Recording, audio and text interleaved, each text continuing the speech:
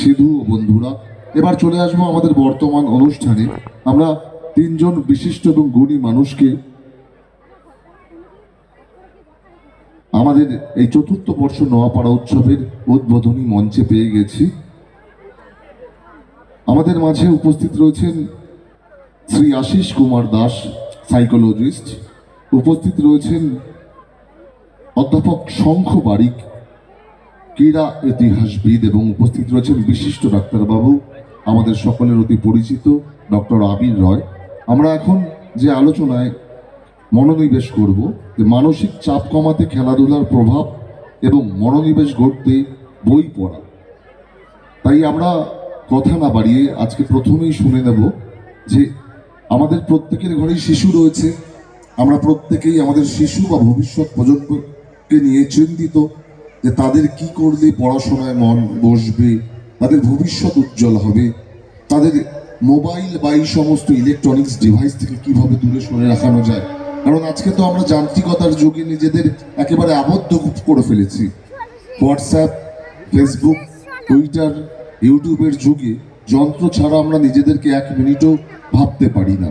তাই আজকে এই যে তিনজন বিশিষ্ট ব্যক্তিবর্গকে আমরা পেয়েছি, তাদের থেকে আমরা শুনে নেব যে আগামী দিনগুলোতে কি করলে আমাদের ঘরের বাচ্চাদের বা শিশুদের আমরা পড়াশোনার প্রতি হোক বা অন্য কোনো কাজের প্রতি তাদের মনোনিবেশ করতে পারবো। প্রথমেই আমি চলে যাব আমাদের এই আলোচনায় শ্রী আশিস কুমার দাস, সাইকোলজিস্ট, ওনার মূল্যবান বক্তব্যতে।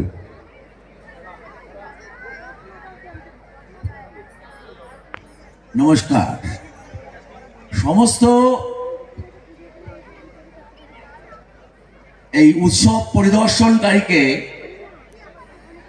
নোয়াপাড়া কালচারাল অ্যান্ড ওয়েলফেয়ার অ্যাসোসিয়েশনের সহযোগিতায় যে সেমিনার আজকে আমরা উপস্থিত করছি মাইন্ড মেন্টর ইনস্টিটিউটের পক্ষ থেকে, তার প্রধান পরিচালক হিসাবে আপনাদের প্রত্যেককে জানাই অভিবাদন, অভিনন্দন এবং কৃতজ্ঞতা। কৃতজ্ঞতা কেন? শুরুই তো করলাম না, আগেই কৃতজ্ঞতা কিসে? কৃতজ্ঞতার কারণ এই ঠান্ডার মধ্যেও ধৈর্য ধরে মঞ্চের দিকে তাকিয়ে থেকে আপনারা যে ধৈর্যের পরিচয় দিচ্ছেন, তার জন্য আপনাদের প্রতি কৃতজ্ঞতা জানাই। আমাদের জীবনের সব থেকে গুরুত্বপূর্ণ বিষয়টাই হলো টিকে থাকা। আমরা যদি টিকে থাকতে শিখি, আমরা যদি টিকে থাকতে পারি, তাহলে সাফল্য আমাদের জীবনে অবশ্যই আসবে। একজন মনস্তত্ত্ববিদ হিসাবে আপনাদের এই কথাটা বলতে পারি, আজকের এই অনুষ্ঠানে যখন প্রথম প্রবেশ করেছিলাম, যখন প্রথম এসেছিলাম, আর তারপরে যখন এই অনুষ্ঠানের বিভিন্ন আলোচনার মধ্য দিয়ে অবগাহন করলাম, তখন দেখতে পেলাম আমার বিচার বিশ্লেষণ, এই অনুষ্ঠানের বিচার বিশ্লেষণ এই বইয়ের মধ্যে সমাহিত হয়ে গেছে। অর্থাৎ মনের কথা।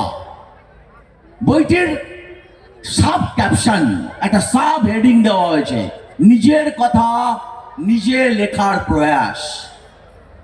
ঠিক কতটুকু আপনি আপনার নিজের জন্য ভাবেন? সকাল থেকে উঠে আপনি আপনার সংসারের কথা ভাবেন, সকাল থেকে উঠে আপনি আপনার অফিসের জন্য ভাবেন, সকাল থেকে উঠে আপনি আপনার ছাত্রদের জন্য ভাবেন, সকাল থেকে উঠে আপনি আপনার খেলোয়াড়দের জন্য ভাবেন, সকাল থেকে উঠে আপনি আপনার পাড়াপড়শির জন্য ভাবেন। কিন্তু আপনি আপনার নিজের মনের সঙ্গে কি কথা বলেছেন? এই নিজের মনের সঙ্গে কথা বলার একটা প্রক্রিয়া আছে, মনস্তাত্ত্বিক প্রক্রিয়া, তার নাম জার্নালিং। এভরি ডে যদি আমরা জার্নালিং করি, অর্থাৎ নিজের সঙ্গে কথা বলি, সেলফ টক করি, এবং যদি লিখি, সেই কথাটাকে লিখি, দিনের শেষে আপনি দেখতে পাবেন পরের দিন সকালে উঠে তার ক্ল্যারিটি পেয়ে গেছেন। বিজ্ঞান এটা বলে, যখনই আপনি আপনার চিন্তাকে, আপনি আপনার প্রবলেমকে লিখে ফেলবেন, সাথে সাথে প্রবলেম অর্ধেক সলভ হয়ে যাবে, 50% সলভ থ্রু ইয়োর জার্নালিং।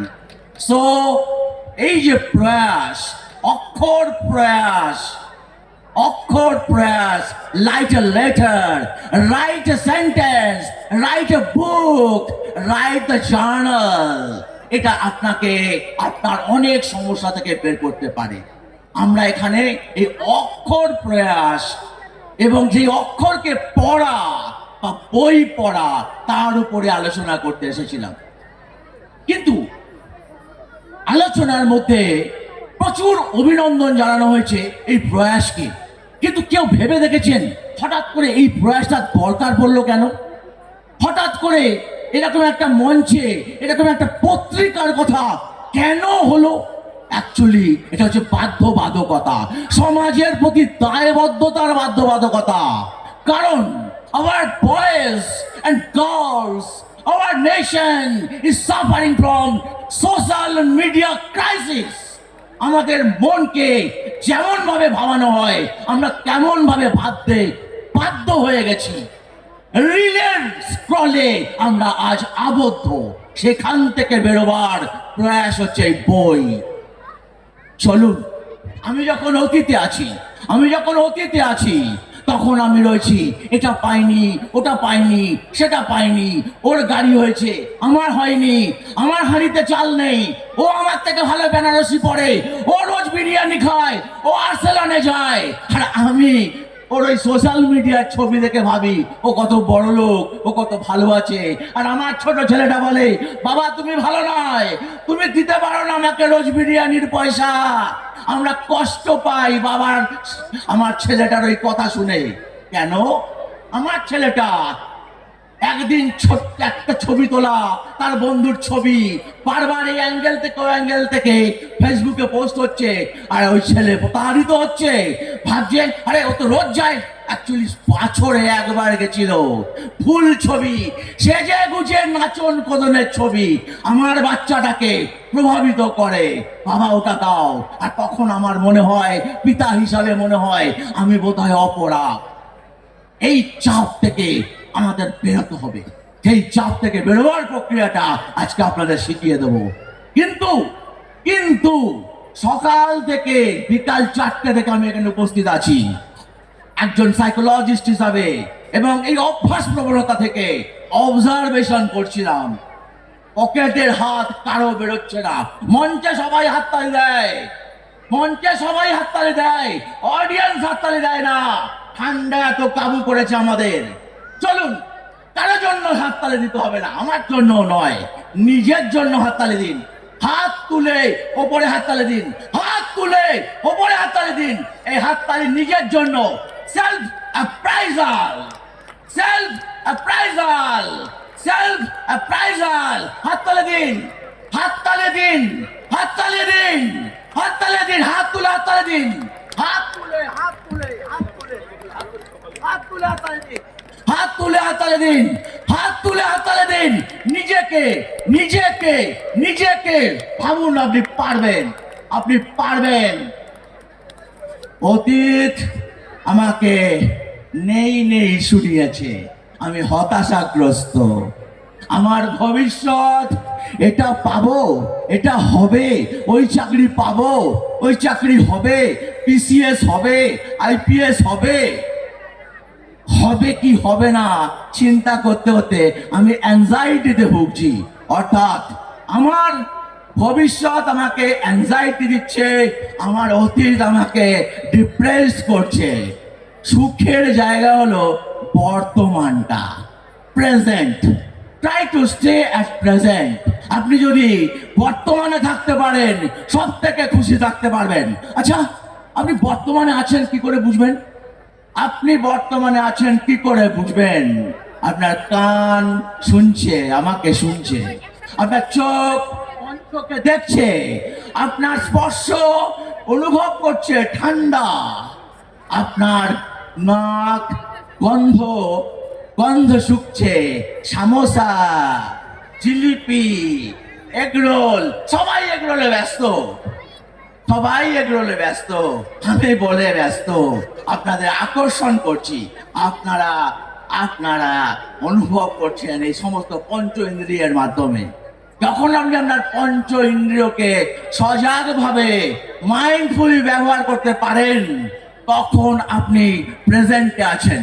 চোখ বুঝুন, চোখ বুঝুন, পাঁচখানা শব্দ শুনুন আর চোখ খুলে ভাবুন কি কি শব্দ শুনেছেন।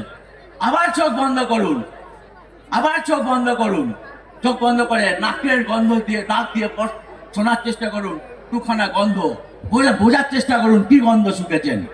এবার চোখ খুলে দেখুন, পাঁচটা জিনিস দেখুন, পাঁচটা জিনিস দেখে রিকল করার চেষ্টা করুন আপনি কি শুনেছেন, কি দেখেছেন। এইভাবে আপনি প্রেজেন্টে ফিরে আসবেন। যখন আপনি প্রেজেন্টে ফিরে আসবেন দেখবেন সমস্ত টেনশন আপনার থেকে 1000 মাইল দূরে চলে গেছে সেই সময়ের জন্য।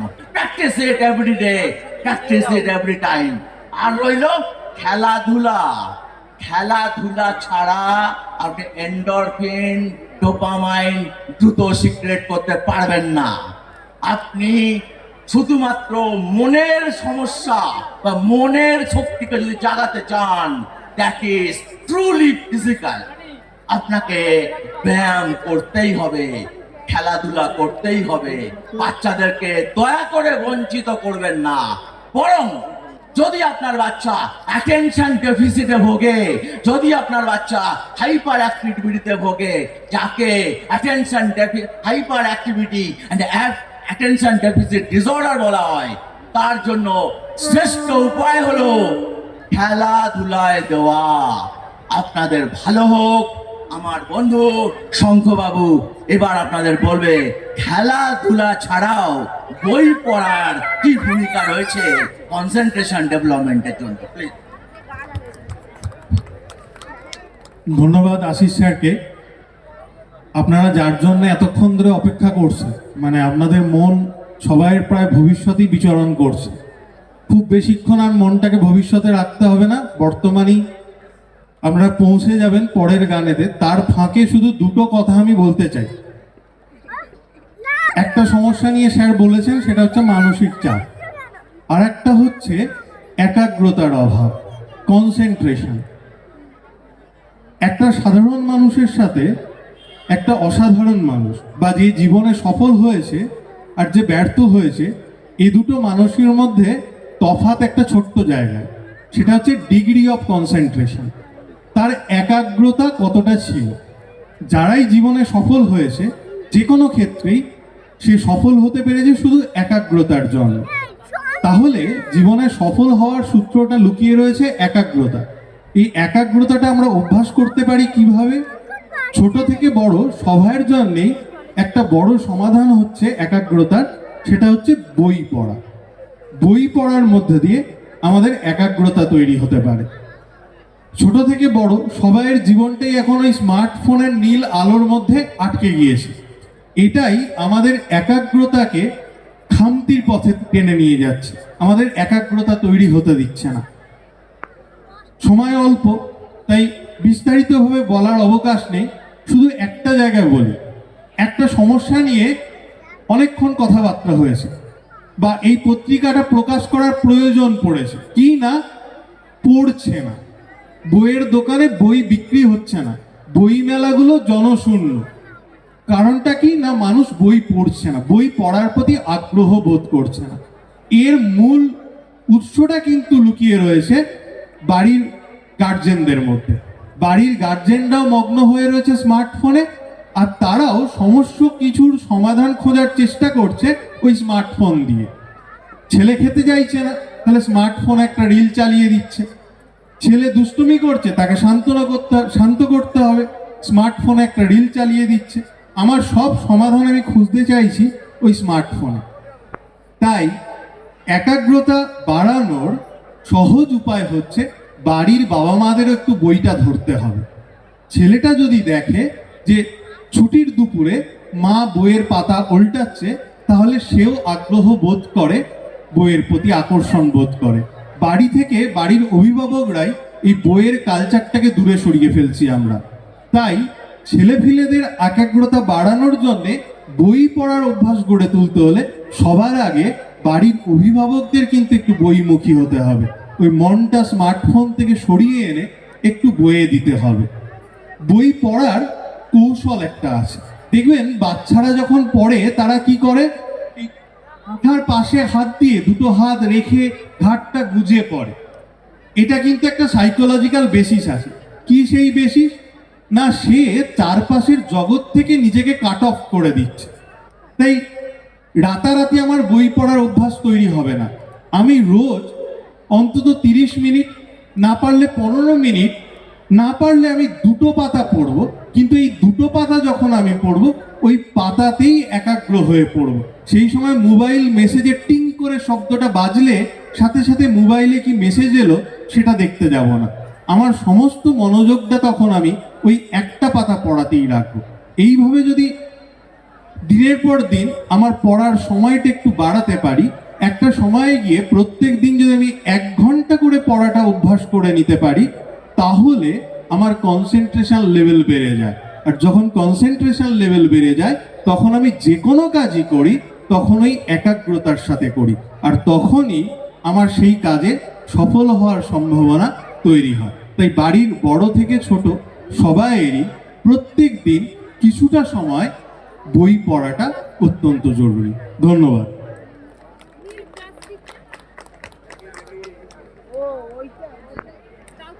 অসংখ্য ধন্যবাদ জানাই অধ্যাপক শঙ্খ বারিক মহাশয়কে।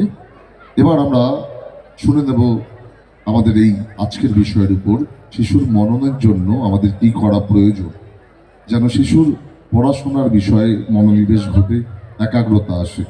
আজকের শেষ বক্তা আমাদের মধ্যে আপনাদের সামনে তুলে ধরবেন আপনাদের সকলের পরিচিত বিশিষ্ট ডাক্তারবাবু ডক্টর আবির রয় মহাশয়।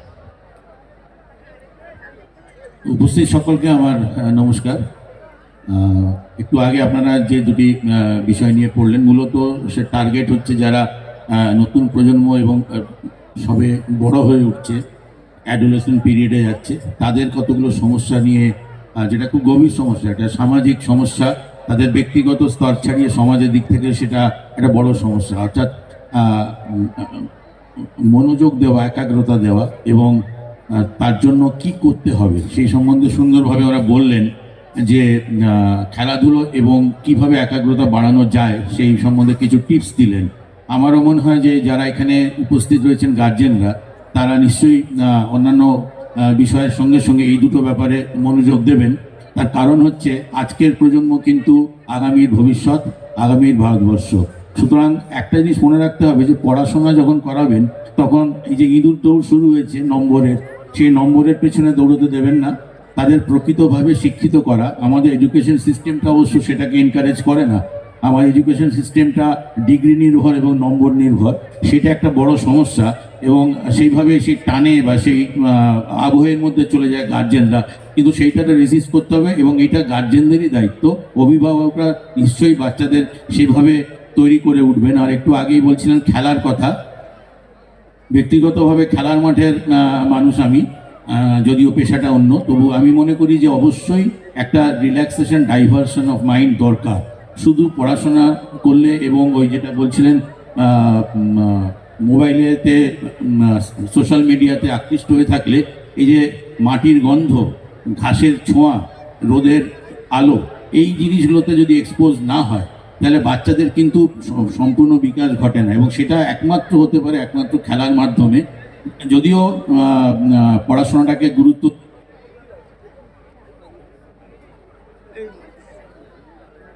সাউন্ড অফ হয়ে গেছে, মাইক্রোফোনের সাউন্ড অফ হয়ে গেছে।